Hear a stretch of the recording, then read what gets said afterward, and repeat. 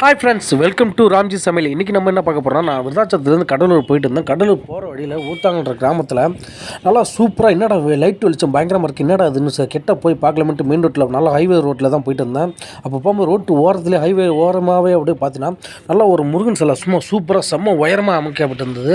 அது மட்டும் இல்லாமல் லைட் வெளிச்சம்லாம் சும்மா ஜகஜோதாக இருந்துச்சு. நான் வந்து லைட்டில் எடுத்ததுனால வந்து லைட் வெளிச்சம் ரொம்ப ஒயிட்டாக தெரிஞ்சுது, சிலை சரியான முறையில் தெரியல. கண்டிப்பாக நீங்கள் பகலில் வந்தீங்கன்னா சூப்பராக அழகாக இருக்கும் பார்க்குறதுக்கு. நம்ம கேமரா எடுத்து வீடியோ எடுக்கிறது நல்லா சூப்பராக இருக்கும். அது மட்டும் இல்லாமல் இந்த சிலை வந்து கிட்டத்தட்ட 47 அடி உயரம்னு சொன்னாங்க. நானும் அப்படியே மறந்து போயிட்டேன்.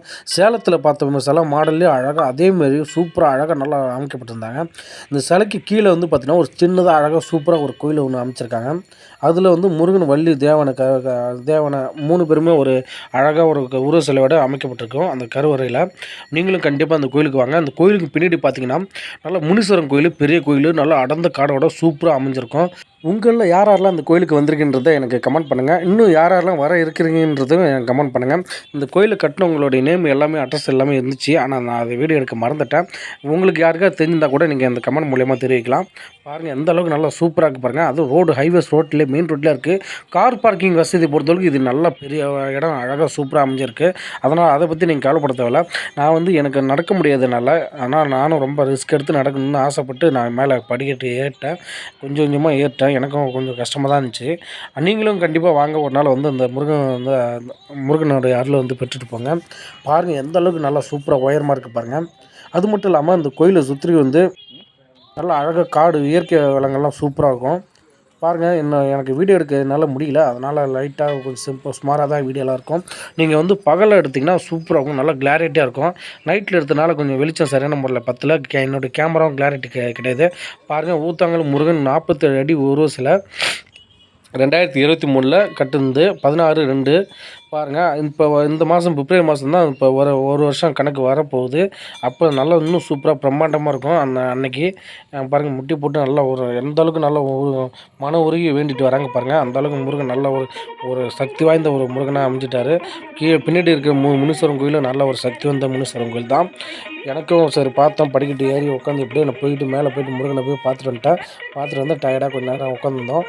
பாருங்கள், சைடில் 2 பக்கம் மயிலுடைய சிலையும் நல்லா அழகாக அமைச்சிருந்தாங்க. இதில் வந்து இன்னொரு விஷயம் என்னென்னா, ஒவ்வொரு சிற்பங்களும் சரி, ஒவ்வொரு கலர் பெயிண்டிங்களும் சரி, எல்லாமே சும்மா பிரம்மாண்டமாக அழகாக சூப்பராக அமைச்சிருக்காங்க. இந்த கோயிலில் வந்து இப்போ பெயிண்டிங் வேலை செஞ்சவங்களும் ரொம்ப நன்றி. இதுதான் முருகன், வள்ளி தேவனுடைய சிலை. அந்த கோயில் அந்த முருகன் சிலைக்கு கீழே உள்ள சின்ன ஒரு கோயில் தான். பாருங்கள் எந்த அளவுக்கு நல்லா அழகாக சூப்பராக சிலை அமைச்சிருக்காங்க பாருங்கள். நம்ம முருகன், வள்ளி தேவனை வந்து சாமி கும்பிட்டுட்டு கோயிலை சுற்றி வரும்போது சுற்று சுவரில் வந்து பார்த்திங்கன்னா அறுபடை வீடு கொண்ட முருகன் சிலை, எல்லா முருகன் சிலையும் அழகாக அமைச்சிருப்பாங்க. அதில் பார்த்திங்கன்னா திருப்பரங்குன்றம் முருகன் சிலை இது ஃபஸ்ட்டு. இது பாருங்கள் எந்த அளவுக்கு நல்லா முகங்கள்லாம் அழகாக அமைச்சிருக்காங்க பாருங்கள். பார்க்குறதுக்கு ஒரு மன நிறைவு கிடைக்கும், அந்த அளவுக்கு ஒரு நிம்மதி. அடுத்து பார்த்தீங்கன்னா இது திருச்செந்தூர் முருகன் சிலை. இது பாருங்கள் சூப்பராக பார்த்தீங்களா. நானும் என் ஃப்ரெண்டும் தான் வந்தோம். 2 பேரும் தான் வந்து பார்த்துட்டு சாமி கும்பிட்டு போகணுன்னு ஆசைப்பட்டு மேலே வந்தோம். அடுத்து பார்த்திங்கன்னா, நீங்கள் வந்து நம்ம பழனி முருகன் சிலை ராஜ அலங்காரம்னு சொல்லுவாங்க இல்லையா, அந்த மாடலில் சும்மா முருகர் செம்ம அழகாக இருப்பார், செம்ம லுக்காக இருக்கும். கீழே பார்த்தீங்கன்னா அந்த மணி எல்லாமே அப்படியே பெயிண்டிங் கிடையாது, அதுவும் நல்லா சிலை மாதிரி தான் அமைக்கப்பட்டிருக்காங்க. இந்த சைடு ஃபுல்லாக சுற்றுச்சுவர் ஃபுல்லாகவே பிரம்மாண்டமாக அமைச்சிருக்காங்க. நீங்கள் வந்து நேரில் பார்த்துட்டு வீடியோ எடுங்க, சூப்பராக இருக்கும். அது இல்லாமல் நேரில் வந்து பாருங்கள், எல்லாமே சந்தோஷம், ஒரு மன நிறைவோடு இருக்கும். நம்ம பழனியில் வந்து ராஜ அலங்காரம் வந்து சிலை பார்த்துருப்போம். அந்த அலங்காரத்தில் முருகன் சிலையை பார்த்துட்டு முருகனை பார்த்துட்டு நம்ம தரிசிட்டு வரும்போது பெரிய ஒரு மனநிறைவு கிடைக்கும். அந்த மனநிறைவு நம்ம இந்த கோயிலே நம்மளுக்கு கிடைக்கும். பார்த்தீங்களா எந்த அளவுக்கு நம்ம ராஜ அலங்காரத்தில் சூப்பராக முருகன் இருக்கார் பார்த்தீங்களா. சிலையோடைய ஒவ்வொரு முகமும் அருமையான முகமாக இருக்கும், நல்லா அழகாக இருக்கும் பார்க்குறதுக்கு. பாருங்கள், அடுத்து பார்த்திங்கன்னா இந்த முருகன் சிலை சூப்பராக இருக்கும். இது வந்து திருத்தணி முருகன் சிலை, வள்ளி தேவனையோட இருப்பார். அதுவும் நல்லா கலர்ஃபுல்லாக சூப்பராக அமைச்சிருக்காங்க பார்த்தீங்களா. ஒரு கோயிலுக்கு போனாலே அந்த கோயிலோட சிற்பங்களும் சரி, உருவங்களும் சரி, கலரும் சரி, அதுதான் நம்ம அந்த கோயிலுக்கு ஒரு மன நிம்மதி கிடைக்கும். அந்த வகையில் இந்த கோயில் வந்து நல்ல ஒரு சூப்பரான முறையில் அமைஞ்சிருக்கு. கண்டிப்பாக நீங்கள் வந்து பார்த்துருக்கு ஒரு என்ஜாய் பண்ணிட்டு எனக்கு கமெண்ட் பண்ணுங்கள்.